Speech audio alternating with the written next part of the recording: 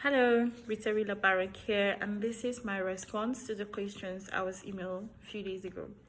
Now, the first question is: do you think that self-esteem is a major factor affecting females from reaching their fullest potentials? If yes, explain briefly.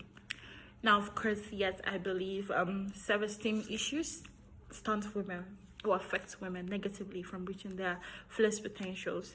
Now, first of all, what is the term self-esteem? The term self-esteem is used to describe a person's overall subjective sense of personal growth, worth or value, or a person's appreciation of self, regardless of surrounding circumstances. And these circumstances may be defined by many factors. It could be self-confidence, feeling of insecurity, issue of identity, sense of lacking of sense of belonging, feeling incompetence or competence, etc. Now, self-esteem is capable of affecting women negatively if it comes from a place of negativity. Now, there are several forms of self-esteem, but I would like to talk about the three basic ones. That is the issue of low self-esteem, and excessive high self-esteem, and healthy self-esteem. Now, the self-esteem that emanates from the place of negativity, it's low self-esteem and excessive high self-esteem. And the one that emanates from the positive form of self-esteem is healthy self-esteem. Now, women with low self-esteem often feel less of themselves because they allow doubts to set in, and it affects their decision making, and it makes them not to exhibit excellence because they find themselves asking themselves questions such as, like, can I be able to do this? Because they believe that other people are better than them. They may find it difficult expressing their needs in difficult situations. They may focus on their weaknesses instead of their strengths. They may frequently experience fear, self-doubt, discouragement, and worry. They may have a negative outlook on life and feel, lack of control, and they may have intense fear of failure. They may have trouble accepting positive feedback from friends, colleagues, and family. They may have trouble saying no and setting boundaries. They may put other people's needs before their own, and they may struggle with confidence issue. Now, women with overly high self-esteem, on the other hand, overstate their skills and abilities.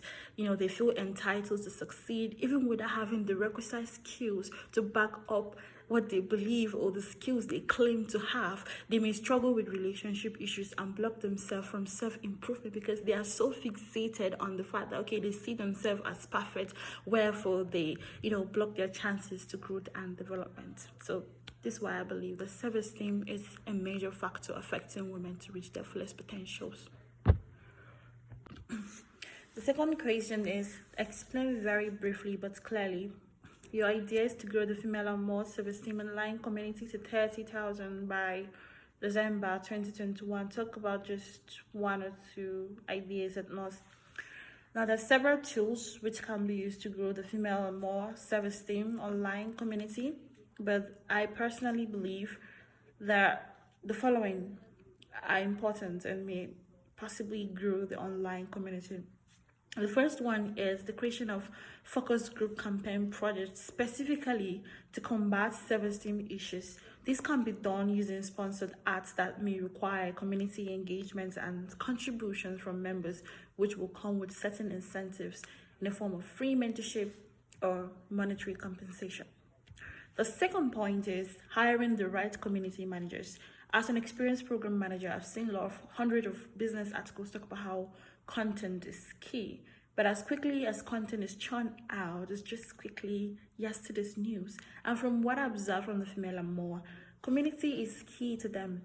They emphasize more on something that promotes the development of their community, their members. So what they need is fresh ideas, new concept that will build the community. And for them to grow that community, they require people that have an in-depth understanding of their members, people that are passionate, proactive, that have people management skills, because their role is to manage people rather than content. And when people get to when people have connections with people they interact with, there's usually a high level of growth. Yeah. So I believe these two ideas has a tendency of increasing the community to 30,000 by 2021.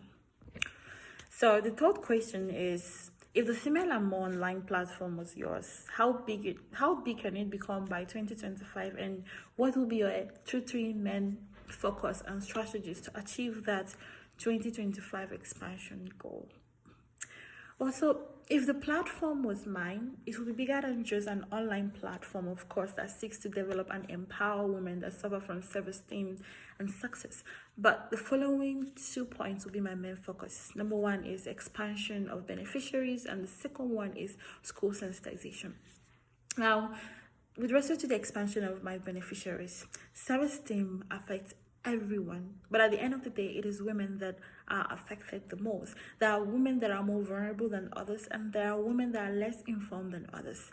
It is proven that women displaced by armed conflict, pandemic, and other forms of natural disaster are more likely to suffer from self-esteem than those not affected by the points I have mentioned above.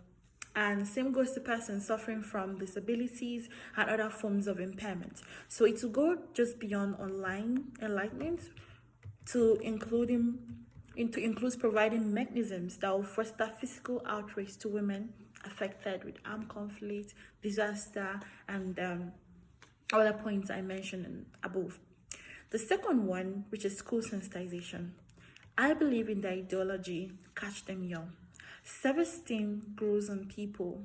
Self-esteem issues grows on people, especially women. It is from that tender age many young girls develop low self-esteem, which becomes part of their lifestyle. In the end, it makes it very difficult.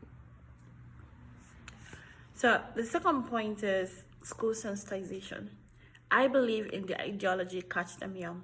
Self-esteem grows on people, okay, especially women. It is from that tender age many young girls develop self-esteem issues, which becomes part of their life. In the end, makes it very difficult for them to overcome them at maturity. So initiating activities in primary and secondary schools that will help integrate healthy lifestyles that fuel confidence and healthy self-esteem will be something I will inculcate.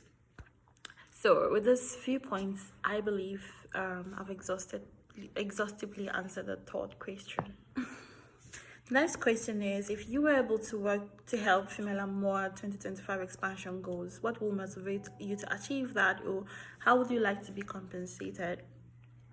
How I will be compensated will be subject to what the organization has to offer, definitely.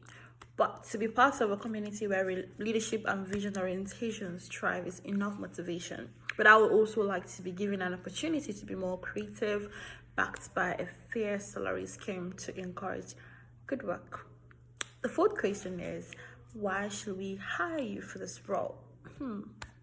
Okay, so I believe that I am the perfect person for this job because I have the following qualities. Number one is I have project implementation qualities, which means I can manage, execute complex projects, milestones, and deliverables. I can work effectively and collaboratively across the complex organization. I also have legal and advocacy skills. I'm a legal practitioner, so I have perfect understanding of law, policy, especially legislations on protections, women's rights, and other international humanitarian and human rights laws. I also have demonstrable skills in advocacy. I have program facilitation. I facilitate programs.